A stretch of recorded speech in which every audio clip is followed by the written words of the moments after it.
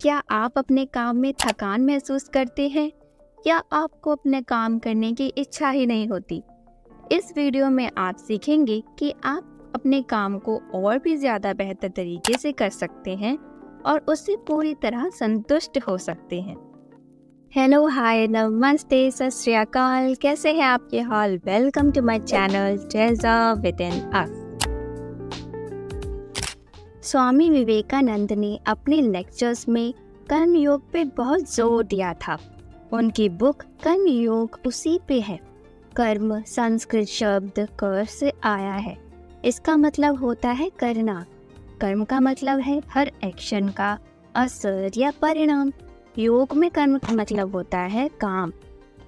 एक इंसान का कैरेक्टर यानी चरित्र उसके सभी एक्सपीरियंस को मिलाकर बनता है।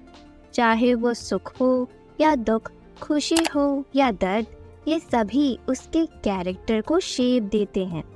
ये एक्सपीरियंस उसे अज्ञानता से ज्ञान की ओर ले जाते हैं। अगर आप किसी की मदद करना चाहते हैं तो ये मत सोचिए कि उस इंसान का रिएक्शन क्या होगा। उसके धन्यवाद का इंतज़ार मत कीजिए। स्वामी विवेकानंद ने पूरी ईमानदारी और निस्वार्थ भावना से अपने सभी कर्मों को करने के महत्व पर जोर देते हैं कि किसी भी काम को करने के पीछे जो हमारी इंटेंशन होती है वो ज़्यादा मायने रखती है। विचार यह है कि परिणाम को परमात्मा को अर्पित कर दिया जाए और अपने कर्मों के फल से खुद को अलग कर लिया जाए। जैसे कि श्रीमद् भगवद गीता के अध्याय 2 के 47वें श्लोक में लिखा है, कर्मण्येवाधिकारस्ते मा फलेषु कदाचन मा कर्मफलेतुर्भू मा ते संगोऽस्त्वकर्मणि। अर्थात हम सिर्फ कर्म करने के अधिकारी हैं। कर्म फल पे हमारा कोई अधिकार नहीं है। यानी हमारे बस में बस कर्म करना है। उस कर्म का जो भी फल होगा वो हमारे हाथ में नहीं है।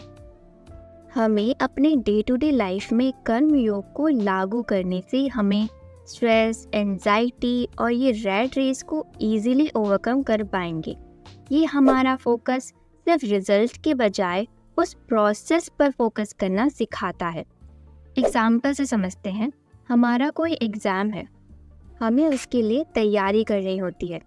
अभी हमने तैयारी शुरू भी नहीं की होती है और हम ये सोचने लगते हैं इतना सारा सिलेबस है, इतना कम टाइम बचा है, ये हो पाएगा कि नहीं, मैंने आज का दिन भी वेस्ट कर दिया और बस गिल्ट ट्रिप पे निकल जाते हैं। और जो ज़रूरी था पढ़ाई शुरू करना वो तो शुरू भी नहीं किया। पास्ट में जो हो गया वो उस पे ना तो कोई हमारा कंट्रोल है ना फ्यूचर पे है। जो कुछ हो सकता है बस प्रेजेंट में हो सकता है। श्रीमद् भगवद गीता के अध्याय 3 कर्म योग में भगवान श्री कृष्ण और अर्जुन का संवाद बताया है। यहाँ श्री कृष्ण अर्जुन को अपने कर्तव्य को पूरा करने और कार्यों को पूरी तरह से ना त्यागने के महत्व के बारे में बताते हैं।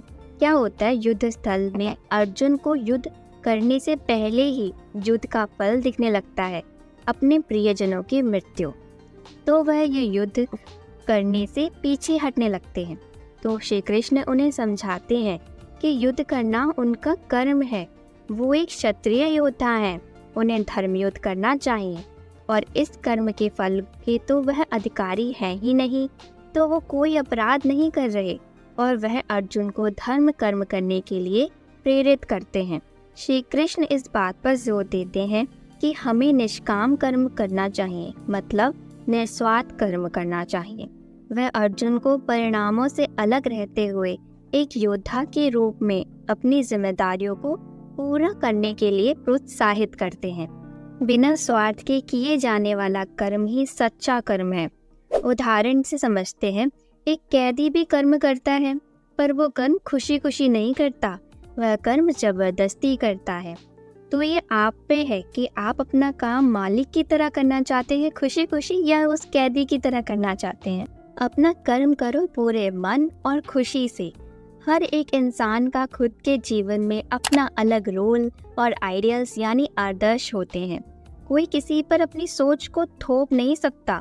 जो रोल आपको मिला है उसे अच्छी तरह से पूरा करने की कोशिश कीजिए।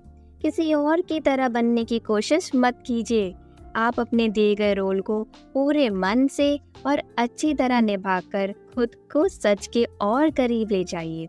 और बस अंत में इतना ही कहना चाहूँगी, कोई भी इंसान जन्म से नहीं बल्कि अपने कर्म से महान बनता है। आपको ये वीडियो कैसा लगा कमेंट सेक्शन में मुझे ज़रूर बताएं। और पसंद आया हो तो लाइक, शेयर और सब्सक्राइब कर दें। राधे राधे।